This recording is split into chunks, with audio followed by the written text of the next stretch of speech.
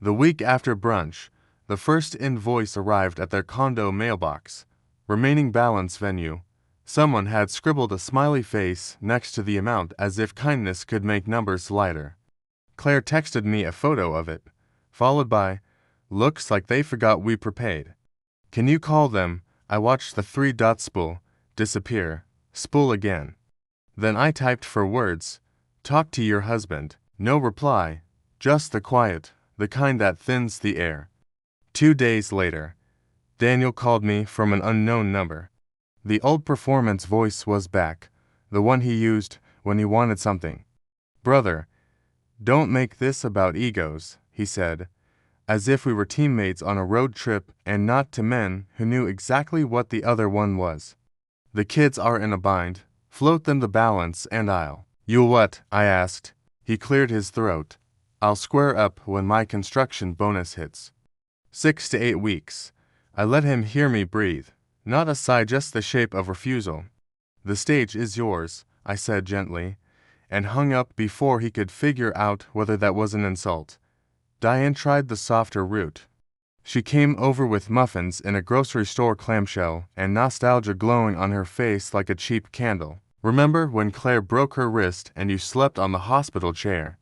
she asked, placing blueberry sugar on the table like an offering. "I remember," I said. She pushed the clamshell closer. "You're good at fixing things." "I was," I said. "For the right people." Her mouth made a small wounded O. She reached for my hand and found air. The trust paperwork moved like a river, slow, inevitable, carving its path whether anyone approved or not. Mr. Hawthorne called to confirm details. Emily, beneficiary, tuition, fees, a modest housing stipend, a cushion for the months when nursing school would leave no room for a second job, a letter of intent filed with the bank, funds released upon enrollment confirmation. My pen made small, final sounds across paper.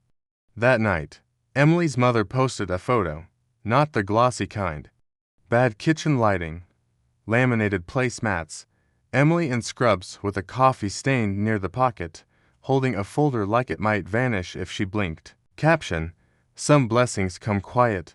Thank you to the person who saw my girl when others looked past her." It wasn't viral, not really, just local.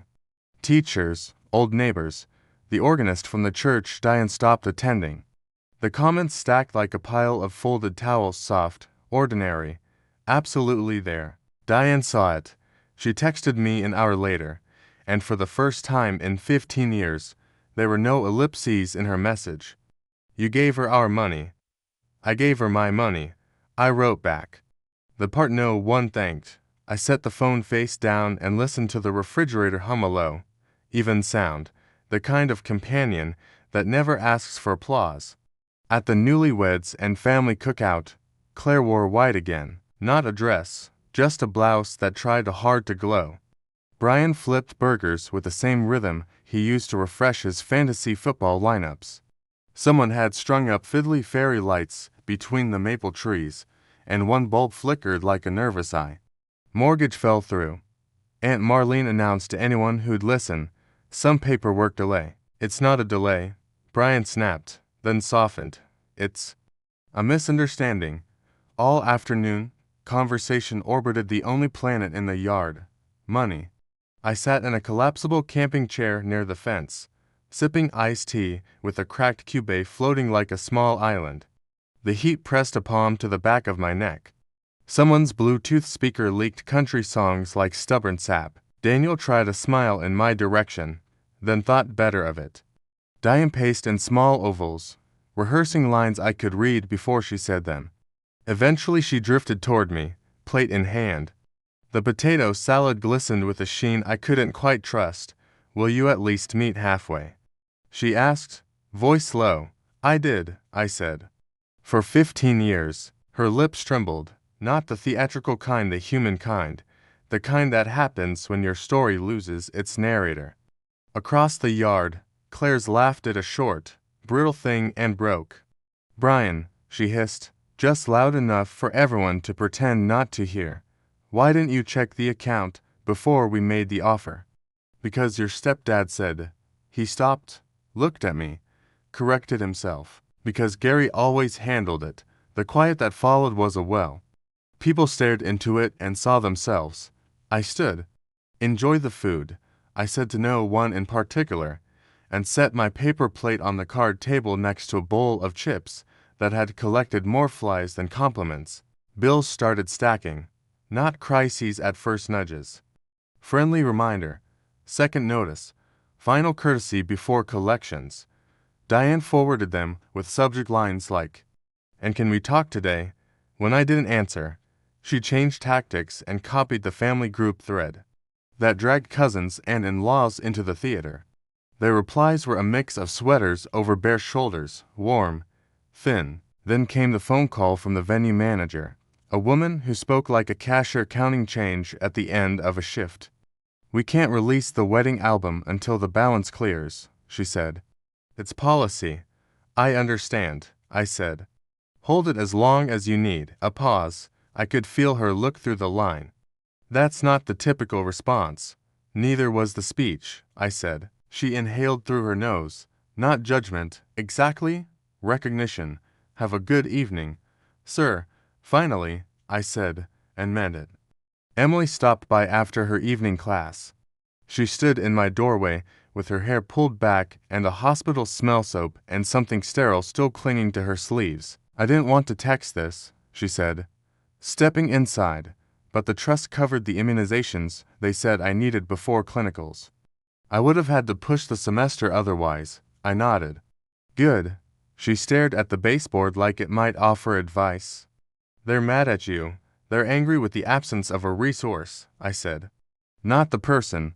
She chewed that thought for a second. "Thank you for choosing me. Thank you for never making me feel like furniture," I said. When she left, she didn't hug me. She squeezed my forearm once, a small, firm press, and then she was gone. The apartment was itself again. Lamp glow, street noise sideways through the blinds, the radiator knocking once like an old friend clearing its throat. The confrontation everyone expected landed a week later, not at a party or a table, but on a Tuesday in my driveway. Claire and Brian arrived in a car that was newly spotless in that way of people who believe tidiness can outvote reality. Claire's eyes were red-rimmed but dry. Brian held a folder like a shield, printouts, screenshots, proof of moral math. "Why?" Claire asked, as if there were any answer but the one she didn't want. "I thought you wanted me to have a good start." "I did," I said. "Then you told me what parts of my fatherhood counted." "It was one speech," she said. "Heat of the moment." "No," I said softly. It was the last line of a long paragraph. Brian stepped forward. He tried a man-to-man expression and borrowed a voice he'd never earned. "We can take legal action." "You can," I said. "You'll lose." He lifted the folder a little higher. "Those deposits." "From me," I said. "Documented? Traceable. If you want a judge to decide who the real father is, be my guest. You might not love the transcript." He looked down, flipped a page, found nothing that could keep him standing, and let the folder lower. Claire pressed her hands to her temples. "I don't understand how you can be so cold. I warmed that house for a decade and a half," I said. "You can survive in room temperature." She flinched.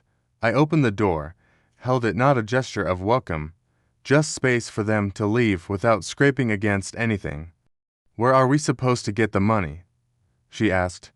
I looked past them at the street, at a neighbor dragging a trash can to the curb, at a dog deciding which patch of grass told the best story. "Earn it," I said. "Or ask the man who raised you to believe you wouldn't have to."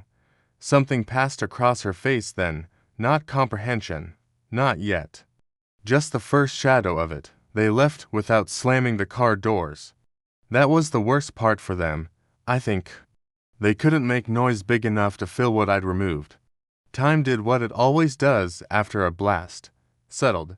The venue sold the album to collections. The photographer posted a few watermark teasers on her business page. Claire blurred at the edges, Brian in crisp focus, Daniel's grin like a misplaced billboard. No one shared them.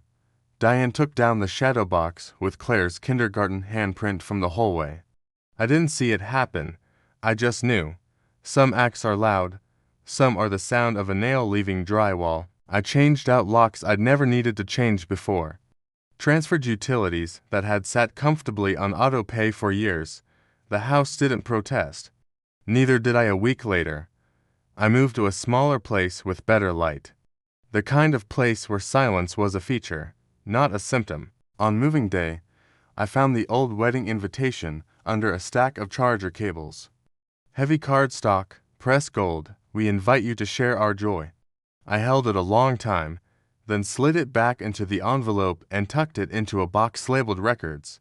Not keepsakes. Records. Paper that tells the truth without asking if you're ready to hear it.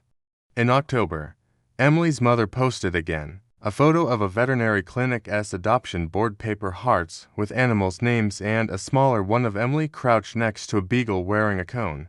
She's on her pediatrics rotation, but still makes time to volunteer with the rescue on Saturdays. Proud doesn't cover it. The comments were quieter now. Fewer exclamation points. More full sentences. People don't perform off forever. Eventually it becomes the shape of how they see you. No one tagged Diane. No one needed to. Winter arrived like a well-kept appointment. Snow trimmed the gutters, turned lawns into temporary honesty. One night, I drove a longer route home and passed the ballroom where they'd married. Through the tall windows, I saw another couple on the dance floor, different faces. Same script. The band played a song every band pretends is theirs. A waiter carried a tower of champagne flutes that quivered as he walked, each glass catching light like it had never done anything else. I didn't slow down. The windshield heater clicked, warm breath on cold glass. For a moment, the wipers dragged a line that reminded me of sparklers, that frantic, pretty light that leaves no heat when it goes. At the next red light, I thumbed my phone open and scrolled to the photo Emily had sent on her first day. The white coat, the badge, the coffee stain, the beginning of a life no one handed her. I set the phone face down in the console and listened to the engine idle. There are breakups that sound like plates. Mine sounded like a bank door closing thick, final, padded in a way that keeps the noise from echoing down the hall. I parked, carried a small box upstairs, set it on the counter.